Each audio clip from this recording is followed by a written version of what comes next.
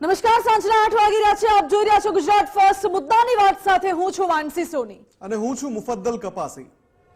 તો આજે આપણે વાત કરવાના છીએ એ તમામ મુદ્દાની, જેમાં સૌથી અગત્યનો મુદ્દો એ કે એક પછી એક દિવસ વીતે એમ પાકિસ્તાનનો જે પર્દાફાશ થતો જાય છે એની વાત જ સૌથી પહેલા કરીશું મુદ્દાની વાતમાં, કેમ કે લગાતાર એક મહિનાથી આ મંચ પરથી પાકિસ્તાનની નાપાકી અને ભારતીય સેનાનું શૌર્ય, ઓપરેશન સિંદૂર અને એની પછીના તમામ ઘટનાક્રમો અમે બતાવ્યા છીએ. ત્યારે આજે પણ છેલ્લા 24 કલાકમાં જે ઘટનાક્રમ આપણી સામે આવ્યા છે એમાં પાકિસ્તાનનો પર્દાફાશ પણ છે, પાકિસ્તાનના જે રક્ષા મંત્રી છે એમનો એક મોટો ધડાકો પણ છે, પાકિસ્તાનની અંદર કેવી રીતે યુદ્ધની સ્થિતિ છે, અને આ બધાની વચ્ચે ચીનની એક વરવી ભૂમિકાની વાત પણ કરવી છે, કેમ કે એ ભૂમિકાનો પર્દાફાશ અમેરિકાના રક્ષા વિભાગના એક રિપોર્ટમાં થયો છે, એની પણ વાત કરીશું. પણ આ બધાની વચ્ચે ભારતના જે ડેલિગેશન અત્યારે નીકળ્યા છે, કેમ કે ઓપરેશન સિંદૂર ફરી એકવાર યાદ અપાવી દઈએ કે ભારતની સેના જે કહી રહી છે, ભારતના સરકાર તરફથી,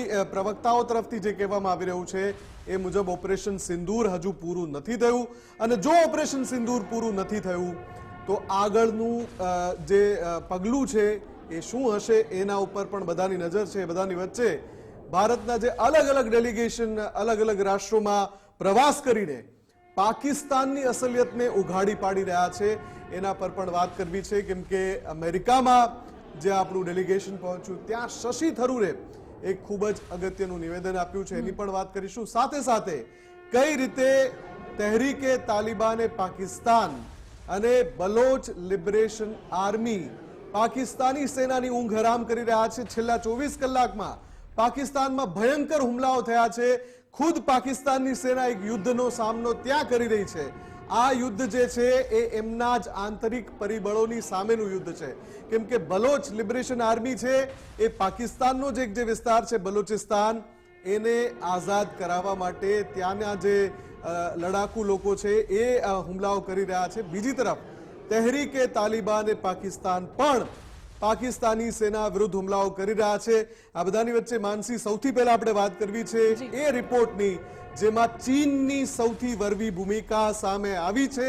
પાકિસ્તાન સાથે ભારતનું જે ઘર્ષણ થયું છે એમાં પાકિસ્તાન એકલું નહોતું, ચીન સતત સાથે હતું. માનસી, બિલકુલ. પાકિસ્તાને એવું કહ્યું છે કે સરહદ પર સ્થિતિ તણાવપૂર્ણ હજુ પણ યથાવત છે, અને આ વચ્ચે મોટો ખુલાસો એ થયો છે, અમેરિકી રક્ષા વિભાગના રિપોર્ટમાં ખુલાસો થયો છે.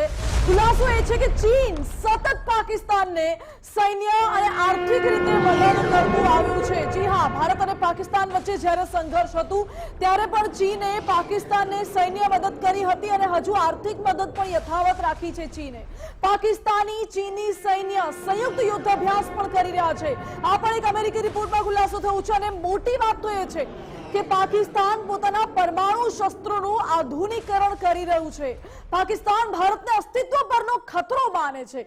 ભારતની સરહદે સંઘર્ષની સ્થિતિ જ પાકિસ્તાનની પ્રાથમિકતા અત્યારે હોય તેવું લાગી રહ્યું છે.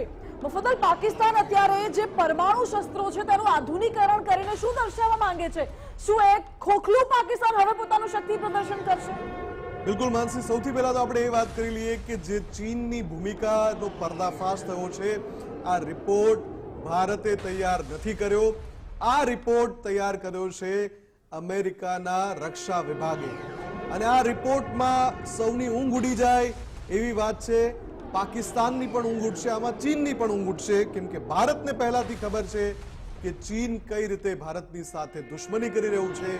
ચીનની સૌથી વરવી ભૂમિકા, પહેલગામ આતંકી હુમલા પછીના જેટલા પણ ઘટનાક્રમ બન્યા એમાં ચીન પડદા પાછળ પાકિસ્તાનની સાથે સતત હતું. ન માત્ર ચીને પાકિસ્તાનને રૂપિયાઓના ઢગલા કરી દીધા, આર્થિક મદદ કરી, પણ ચીને સૈન્ય મદદ પણ કરી. એના પુરાવા પણ ભારત આપી ચૂક્યું છે, કેમ કે જ્યારે ભારત પર દુસ્સાહસ કરવાની કોશિશ કરી, પાકિસ્તાને હુમલો કરવાની કોશિશ કરી, એ સમયે જે ચીની બનાવટની મિસાઇલ કે જેની અત્યારે દુનિયાભરમાં ટીકા નિંદા થઈ રહી છે કે આવી મિસાઇલ શું કામની યુદ્ધના ક્ષેત્રમાં, કેમ કે ભારતે એને સાવ નિષ્ફળ સાબિત કરી દીધી. જ્યારે પણ બે રાષ્ટ્રો વચ્ચે ટકરાવ થાય ત્યારે એ યુદ્ધ સામગ્રી, સૈન્ય સામગ્રીનું પણ પરીક્ષણ થતું હોય છે, અને ભારત અને પાકિસ્તાન વચ્ચે જ્યારે ટકરાવ થયો તો ચીનની એ સસ્તી મિસાઇલનો પણ પર્દાફાશ થઈ ગયો, કેમ કે ભારતે એ ચીની મિસાઇલને તોડી પાડી અને જ્યારે એ મિસાઇલને તોડી પાડી તો તમને ખબર હશે માનસી કે વિશ્વના ઘણા બધા દેશોએ કહ્યું કે અમને પણ દેખાડો, શક્ય હોય તો એનો કાટમાળ આપો એ ચીની મિસાઇલનો, HQ-9 મિસાઇલનો, કે જેથી કરીને અમે L-15 જે મિસાઇલ હતી એનો, જેથી કરીને અમે પણ જોઈ શકીએ કે આવી મિસાઇલ ન બને. એ ચીની મિસાઇલ જ્યારે મળી ત્યારે જે સાબિત થઈ ગયું હતું કે સૈન્ય મદદ ચીન પાકિસ્તાનને કરી રહ્યું છે. હવે બીજો જે સૌથી મહત્વનો ખુલાસો છે એ છે કે ચીન સતત પાકિસ્તાનને આર્થિક મદદ કરી રહ્યું છે, અને આ શા માટે કરી રહ્યું છે ચીન, એનો પણ ખુલાસો, એની પણ વિગતવાર છણાવટ આજે કરવાના છીએ મુદ્દાની વાતમાં. ચીન એટલા માટે કરી રહ્યું છે આ બધું કેમ કે ચીનને ખબર છે કે એનું સૌથી મોટું કોઈ પ્રતિદ્વંદી હોય તો એ ભારત છે, અને ભારત સામે સીધી રીતે ચીન યુદ્ધ લડી શકે એમ નથી. એટલા માટે ચીન પાકિસ્તાનને મોહરું બનાવી રહ્યું છે. પાકિસ્તાન સમર્થિત આતંકવાદથી જ્યારે પણ પરિસ્થિતિ વણશે એટલે ચીન શું કરે છે, ઘી લઈને પહોંચી જાય છે કે અહીંયા આપણે ઘી હોમી દઈએ, અને જો આ બે વચ્ચે ઘર્ષણ લાંબુ ચાલે તો એક ફાયદો ચીનનો ચોક્કસથી થવાનો છે. ચીન પાસેથી પાકિસ્તાન હથિયાર ખરીદે છે, ચીન પાસેથી પાકિસ્તાન ઉછીના નાણાં લે છે, અને પછી શું થાય છે માનસી, થોડા દિવસ પહેલાની જે વિદેશ મંત્રીઓની બેઠકો હતી જેમાં પાકિસ્તાનના વિદેશ મંત્રી હતા, ચીનના વિદેશ મંત્રી હતા, અફઘાનિસ્તાનના વિદેશ મંત્રી હતા. આ જે બેઠક હતી એના દ્રશ્યો ત્યારે બતાવ્યા હતા કે જ્યારે પાકિસ્તાનના વિદેશ મંત્રી ચીન પહોંચ્યા તો ત્યાં લેવા માટે પ્રોટોકોલ પ્રમાણે તો સમકક્ષ હોવા જોઈએ, કાઉન્ટર પાર્ટ મંત્રી લેવા આવવા જોઈએ. રિસીવ કરવા માટે ન કોઈ મંત્રી આવ્યા, ન કોઈ મોટા નેતા આવ્યા. આવ્યા કોણ? તો ત્યાંના માત્ર સ્થાનિક અધિકારીઓ, પદાધિકારીઓ આવ્યા લેવા. પાકિસ્તાનના વિદેશ મંત્રી કે જે પોતે પાકિસ્તાનના નાયબ વડાપ્રધાન છે, એની આબરૂના આવા ધજાગરા એટલા માટે થયા, એ પણ આ રિપોર્ટમાં ખુલાસો થાય છે કેમ કે ચીન નીચે બધી રીતે એહસાન તળે દબાયેલું છે પાકિસ્તાન. ચીન ખાલી દેખાવા પૂરતું જ પાકિસ્તાન સાથે મિત્રતા રાખે છે, બાકી ચીનને પાકિસ્તાન સાથે કોઈ લેવા દેવા છે જ નહીં. ચીને પહેલી વાર જે પાકિસ્તાનને ફાઇટર જેટ્સ આપ્યા હતા એ પણ એવા ફાઇટર જેટ્સ હતા જે કાટ ખાઈ ગયેલા હતા, જે ઉડાન પણ માંડ ભરી શકે. મુફદ્દલ, એની જે રડાર સિસ્ટમ છે એની નિષ્ફળતા પણ ઓપરેશન સિંદૂર અને એની પછીના કોન્ફ્લિક્ટ સમયે આખી દુનિયાએ જોઈ લીધી છે. પણ આ જે રિપોર્ટ છે અમેરિકી રક્ષા મંત્રાલયનો રિપોર્ટ છે. હું ફરીથી એટલા માટે આના ઉપર ભાર મૂકું છું કે આ રિપોર્ટ ભારતે તૈયાર નથી કર્યો, આ રિપોર્ટ અમેરિકાના રક્ષા મંત્રાલયે તૈયાર કર્યો છે, અને એની અંદર ઉલ્લેખ છે કે પાકિસ્તાનને ચીન સતત સૈન્ય મદદ કરે છે, આર્થિક મદદ કરે છે. પાકિસ્તાન અને ચીનની સેનાઓ સાથે યુદ્ધાભ્યાસ કરે છે, જોઈએ એવા હથિયાર મોકલે છે, અને પછી એ દબાણમાં કરે છે શું માનસી, પછી ચીનમાં બોલાવીને પાકિસ્તાનના નાયબ વડાપ્રધાન ઇશાક ડાર એને બોલાવીને પછી સહીઓ કરાવી લે છે. કરો આ સીપેક ની અંદર આમ કરવાનું છે, એમાં સહીઓ કરી દો. સીપેક નો આખો જે નવો પ્રોજેક્ટ બનાવ્યો એમાં મનમાની કોની ચાલશે?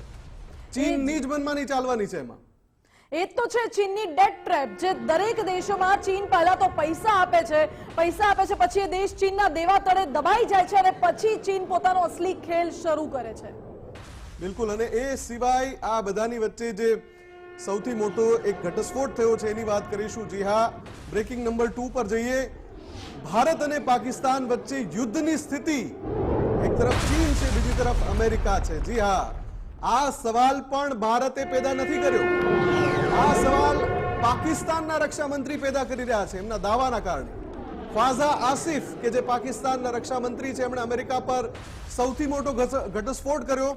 એમણે કહ્યું કે ભાઈ હથિયારો વેચવા માટે અમેરિકા યુદ્ધ કરાવે છે. એટલે શું ખ્વાઝા આસિફનો ઇશારો હતો? હમણાં જે સ્થિતિ પેદા થઈ એની પાછળ અમેરિકા હતું. આ ઇશારો ખ્વાઝા આસિફે કર્યો છે, એટલે એનો જવાબ પણ પાકિસ્તાને દુનિયાને આપવાનો છે. જ્યારે અમેરિકા સવાલ પૂછશે કે તમે આ કઈ રીતે દાવો કરી રહ્યા છો, તો એનો જવાબ પણ પાકિસ્તાને દુનિયાને આપવાનો છે. પણ આ દાવામાં સૌથી અગત્યનો જે એમણે વાત કરી છે એ કહી છે કે 100 વર્ષથી, લગભગ 100 વર્ષથી હથિયારો વેચવા માટે થઈને અમેરિકા આખી દુનિયામાં યુદ્ધ કરાવે છે. એટલે કે જે આરોપ અમેરિકા પર થતા આવ્યા છે એ આરોપને કોઈ એક રાષ્ટ્રના રક્ષા મંત્રી આરોપ કરી દે તો ખૂબ જ મોટી વાત છે. ને આ એ પાકિસ્તાન છે કે જે અમેરિકા પાસે વારે તહેવારે મદદ લેવા જાય છે.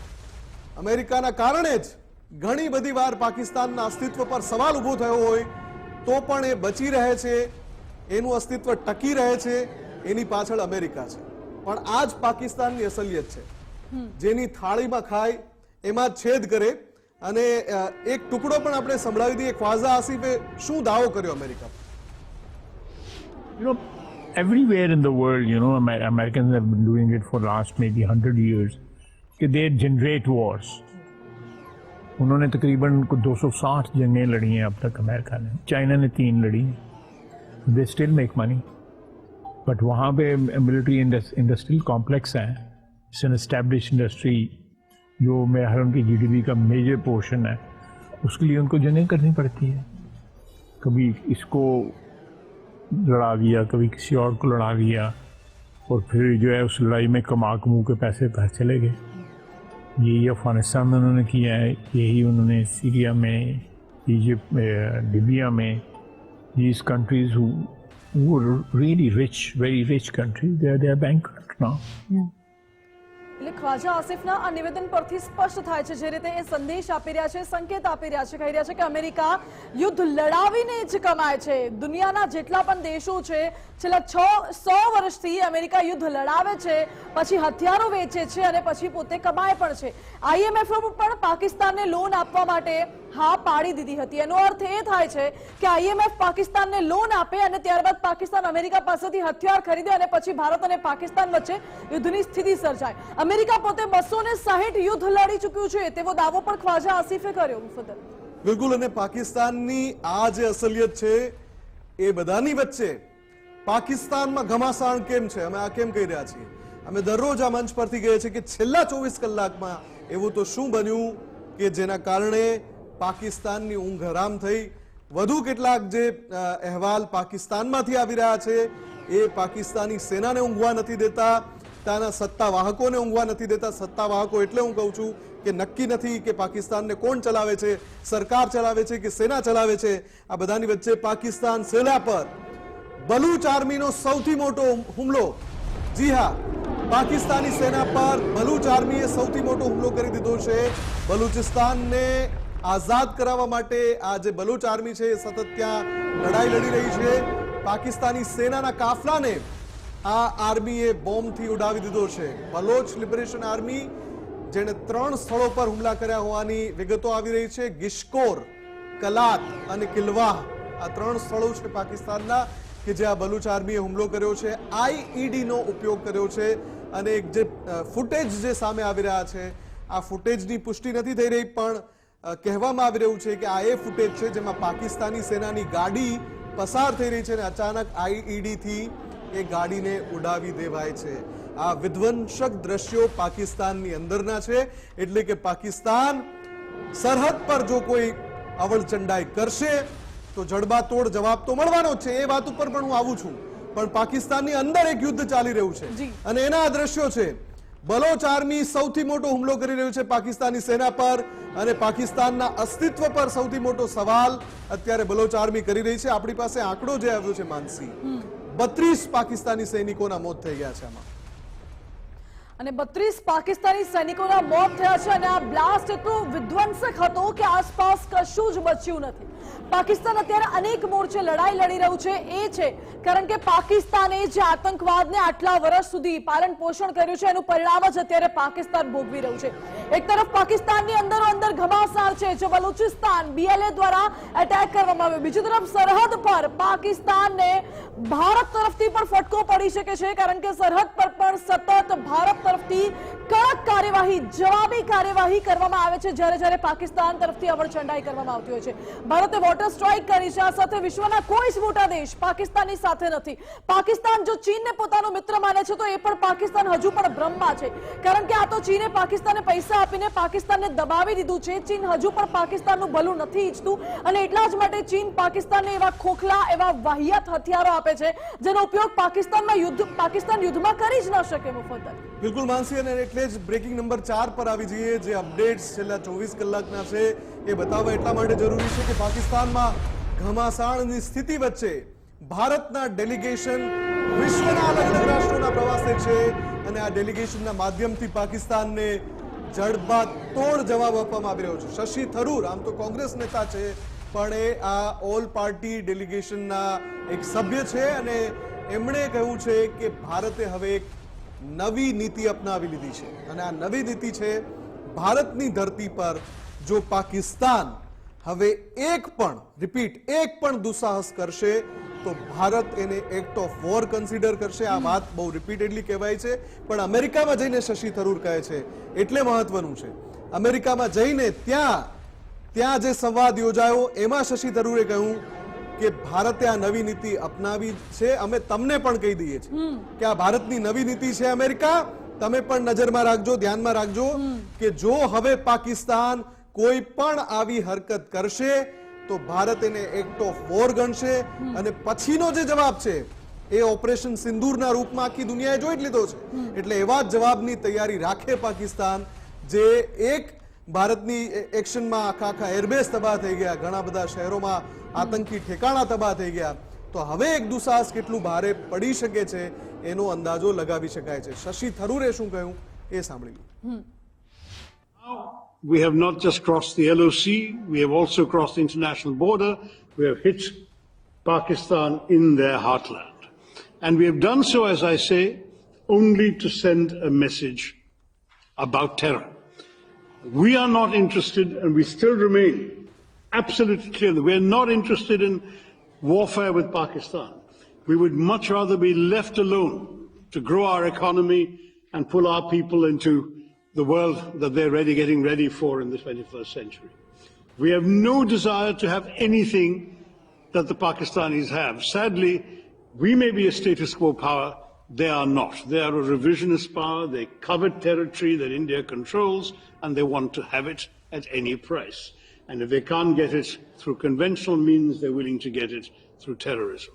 That is not acceptable to us, and that's really the message that we are here to give all of us. આ જે સંદેશ છે એકદમ સ્પષ્ટ સંદેશ છે. આમાં કોઈ શબ્દ ચોરવામાં નથી આવ્યા, ન તો એમાં કોઈ ધ્યાન રાખવામાં આવ્યું છે કે આ ક્યાં બોલાઈ રહ્યા છે, કયા મંચ પર બોલાઈ રહ્યા છે. કેમ કે શશી થરૂર કે જે મૂળ તો કોંગ્રેસી નેતા છે પણ અત્યારે ઓલ પાર્ટી ડેલિગેશનના સભ્ય છે અને પાકિસ્તાનને ભારતનો જવાબ અમેરિકાની ધરતી પરથી આપી રહ્યા છે અને એમણે સ્પષ્ટ કરી દીધું કે Pakistan will have to pay price. એટલે જો હવે કોઈ હરકત કરી પાકિસ્તાને તો એનો જવાબ મળશે. અને આજે એનડીએની બેઠક પણ મળી માનસી, એ સમાચાર તરફ પણ જતા રહીએ કેમ કે એમાં પણ ઓપરેશન સિંદૂરને લઈને એક પ્રસ્તાવ છે. એક મહત્વપૂર્ણ વાત છે કે વડાપ્રધાન નરેન્દ્ર મોદીની હાજરીમાં એનડીએની એક મહત્વપૂર્ણ બેઠક મળી હતી, જેમાં ઓપરેશન સિંદૂર પર આ બેઠકમાં મહત્વનો પ્રસ્તાવ પસાર કરવામાં આવ્યો છે. ઓપરેશન સિંદૂર પર સેના અને સરકારની પ્રશંસાનો પ્રસ્તાવ પસાર કરાયો છે. ઓપરેશન સિંદૂર બદલાતા ભારતની જીવંત તસવીર છે તેવું પીએમ મોદીએ નિવેદન આપ્યું છે. કહ્યું છે સ્પષ્ટ શબ્દોમાં કે આ ભારત હવે બદલાઈ ગયું છે. આ એ ભારત નથી કે જે સંયમ રાખશે, જે બેસી રહેશે, જે હુમલો નહીં કરે, જે વળતો પ્રહાર નહીં કરે. તમે કંઈ પણ કરો અમે ચૂપ રહીશું. આ એ ભારત નથી. આ બદલાઈ ગયેલું ભારત છે જે ઘરમાં ઘૂસીને વાર પણ કરશે, ઘરમાં જઈને બેસી પણ જશે અને એટેક પણ કરશે. એટલે પીએમ મોદીએ સ્પષ્ટ સંદેશ આપી દીધો છે કે આ બદલાતા ભારતનું એક પ્રતીક છે ઓપરેશન સિંદૂર. અને ઓપરેશન સિંદૂરે નવો વિશ્વાસ અને ઉત્સાહ ભર્યો છે. ઓપરેશન સિંદૂર સંપૂર્ણ દેશ અને સેનાને અભિનંદન કર્યા છે તેવું પીએમ મોદીએ કહ્યું છે. અને સેનાએ આતંકીઓના અડ્ડાઓને તબાહ કર્યા છે. સેનાએ કાર્યવાહીમાં ઉચ્ચ ટેકનોલોજીનો ઉપયોગ કર્યો છે. આ સાથે જ વડાપ્રધાને સૌથી મહત્વના મુદ્દા ઉપર વાત કરી છે, જાતિગત જનગણના, જેના ઉપર પણ આ બેઠકમાં મફદલ પ્રસ્તાવ પસાર કરાયો. બિલકુલ, એ પ્રસ્તાવ તો પસાર કરાયો, પણ જે સૌથી અગત્યની બાબત છે ઓપરેશન સિંદૂરને લઈને કેમ દરેક વખતે દરેક બેઠકમાં, ચાહે એ પક્ષની બેઠક હોય, ચાહે ગઠબંધનની બેઠક હોય, ચાહે સરકારની બેઠક હોય, ચાહે સેનાની પ્રેસ કોન્ફરન્સ હોય, ચાહે વિદેશ મંત્રાલયની પ્રેસ કોન્ફરન્સ હોય, ઓપરેશન સિંદૂરની યાદ સતત અપાવવામાં આવે છે. એટલા માટે અપાવવામાં આવે છે કેમ કે ખબર છે કે પાડોશમાં જે રાષ્ટ્ર છે એની પૂંછડી છે એ વાંકીને વાંકી રહે છે. એટલે એને યાદ અપાવવું જરૂરી છે કે ઓપરેશન સિંદૂરના ઘા તમારા હજુ ભરાયા નહીં હોય, પણ હવે કોઈ હરકત કરવાની હિમાકત ન કરતા જે રાષ્ટ્રીય અધ્યક્ષ છે ભાજપના, એમણે પણ આ બેઠક બાદ પ્રતિક્રિયા આપી હતી. प्रधानमंत्री मोदी जी के नेतृत्व में हमारे नेशनल डेमोक्रेटिक अलायंस की सीएम कॉन्क्लेव हुई।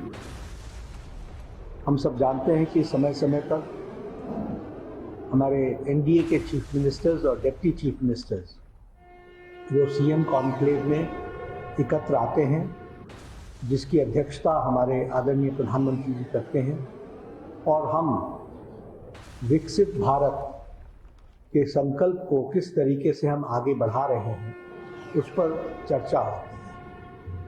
इस बैठक में हमारे 20 मुख्यमंत्री और 18 डिप्टी चीफ मिनिस्टर्स ये उपस्थित रहे।